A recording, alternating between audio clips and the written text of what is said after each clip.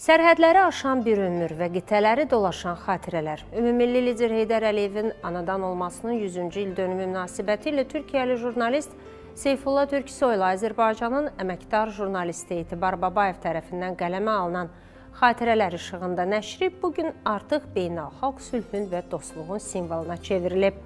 İstanbulda başlayan bu nəşr səyahəti Türk dünyasını dolaşaraq Avropanın mərkəzinə, Albaniyaya qədər uzanıb. Bugünlərdə Albaniyada baş tutan bir diplomatik görüş isə bu kitabın sadəcə bir xatirə deyil, həm də dövlətlər arası sevgi körpüsü olduğunu bir daha sübut etdi. Həmin tarixi məqamların təfərrüatları süjetimizdə. Hər şey İstanbulda başladı.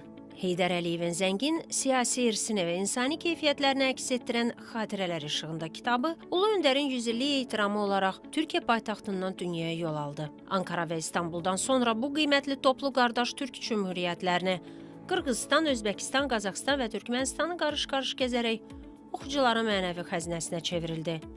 Lakin bu işığın parıltısı yalnız Türk dünyası ilə məhdudlaşmadı. Əsər Alban dilinə tərcümə olunaraq Tiranada ayrıca nəşr edildi və Balkanlarda böyük maraqla qarşılandı.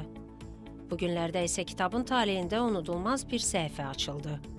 Leyla xanım Əliyevanın Albaniya səfəri zamanı Albaniya prezidenti tərəfindən ona məhz Tiranada nəşr olunan həmin kitabın hədiyyə edilməsi sənətin və xatirənin diplomatik gücünü nümayiş etdirdi. Hörmətli Leyla xanımın öz sosial media hesabında paylaşdığı o görüntülər prezidentlə səmimi söhbət və kitabın təqdim olunma anı, kitabın müəllifləri, sənət dostlarımız, Türkiyəli jurnalist Seyfullah Türksoy və əməkdar jurnalist Etibar Babayev üçün qürur mənbəyi oldu. Xatirələr işığında Heydər Əliyev kitabı Ulu Öndərin 100 illik ərəfəsində İstanbulda nəşr olunmuşdu. Kitabın Ankara'da, İstanbulda, eləcə də Türkiyənin başqa şəhərlərində təqdimat mərasimi keçirilmişdi. Qardaş ölkələrdən Türk Cumhuriyyətlərində də Qırğızistanda, Özbəkistanda, Qazaxıstanda, Türkmənistanda da kitab oxuculara təqdim olunub, görüşlər keçirilib. Arnavut dilinə tərcümə olunaraq Albaniyada da həmin kitab ayrıca nəşr olunub.